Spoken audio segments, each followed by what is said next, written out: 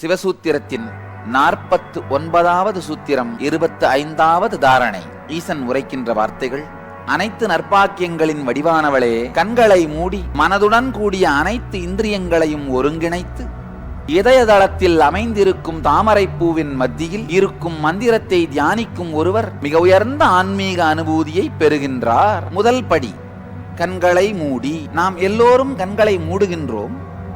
ஆனால் வெளியிலே காட்சிகளை காண்பது, உள்ளுக்குள் காட்சிகளை காண்பது என்கின்ற இரண்டு செயலில் ஏதாவது ஒன்றை மாறி மாறி செய்து கொண்டிருக்கின்றோம். கண் இமைகளை மூடி உள்ளுக்குள்ளே இருக்கும் கருவிழியை எந்தவிதமான சிறு அசைவு கூட இல்லாமல் மனதாலே நிறுத்தினீர்களானால் இந்த கருவிழியின் அசைவு அடங்கும் பொழுது தானாகவே கண்ணுக்குள்ளே காட்சிகள் அசைவதை, இயங்குவதை தடுத்து நிறுத்திவிட முடியும். உங்கள் எல்லா பிரச்சனைகளுக்கும் தீர்வுகளை பெற பகவான் நித்யானந்தரை கேளுங்கள். ஆஸ்க் நித்யானந்தா AI சேனலை சப்ஸ்கிரைப் செய்யுங்கள்.